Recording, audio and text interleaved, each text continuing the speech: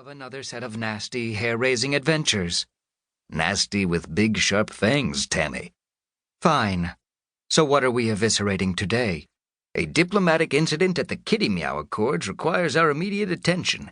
Helm, set a course for the Kitty Meow system. Yes, sir. Where is the Kitty Meow system? Nowhere near the Litter Nebula, that's for sure, Hadrian replied.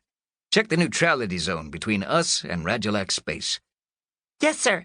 Got it. Wow, it was right there. What kind of incident? Tammy asked. I've been monitoring communications, and it sounds as if the peace talks are going swimmingly. Of course they are. We haven't arrived yet, have we? The incident is imminent, I'm sure. Hadrian activated his personal comms. Engineering, Buck! Fire up the T-drive. Time's come to rip some holes in the fabric of the universe for our convenience. And remember, everyone, no wayward thoughts while in T-space. Especially don't think about giant zombie snot monsters wearing bikinis. Oh, and I do see an unoccupied chair at astrogation. Where's Beta? She crashed again, sir, said Jocelyn Styx. It was people don't wear underwear like that at all, and then crash. I was just sitting here, right? And then it was what's she wearing on her head? And where did those stains come from, since she's a robot? And then it was, oh, those aren't hers at all. So who was wearing... Thank you, Styx. You can stop now. Ensign Spark, assume the astrogation station, please. Astrogation? Assume what, Hattie? Assume that it needs you, Spark. Astrogation needs me. Someone needs me. Happy. Run in circles. Can I sit in the chair? I can sit in the chair. Oh, look at me, sitting in the chair. What's this button do? Everything pitched sideways. Spark, stop playing with the sideways pitch toggle, will ya? Astrogation is challenging.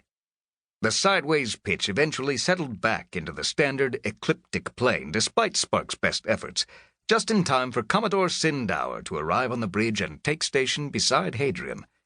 Captain, I've been reviewing the status of the Kitty Meow Accords as instructed. One presumes the urgency relates to the affiliation's present economic woes, at least from our point of view, but I still can't parse the motivations of the Radulac. No one can parse the motivations of the Radulac. Tammy, cut the ominous crescendo, please. I was only pausing for breath.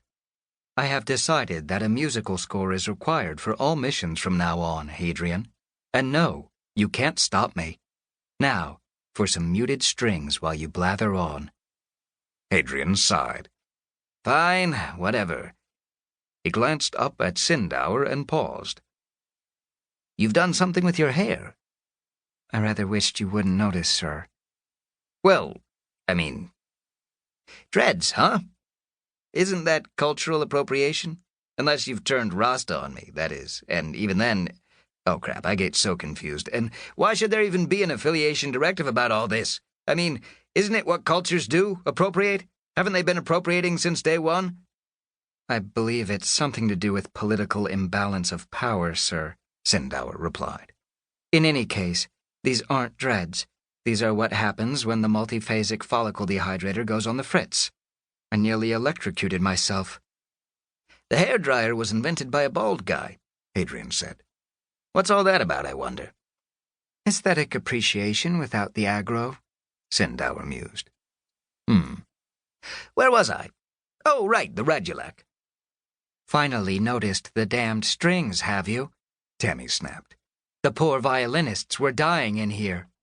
Oh, a little extended vibrato won't kill them, Tammy. Now, the Radulac. Right. Well, my guess is that their war with the Ectopalau isn't going well. And in the meantime, things have been heating up between us and them, ever since Tammy here forced us into Radulac space, thus triggering the event so eloquently described in my impending memoirs. Namely, my kicking their butts and taking out 3 of their battleships. Too long didn't listen, Tammy cut in. The violinists are now officially dead. I wasn't even talking to you, Tammy, Hadrian pointed out. This bit of exposition was for my commander here. I don't care. It was still too long. Doesn't bode well for your memoirs either, which I never plan on reading, by the way. Nice cover, though, if a bit generic. Everyone's a critic these days. Fine then, Tammy, go write your own memoirs. I just did. My quantum-crunched tronotronic interphased interface made it a snap.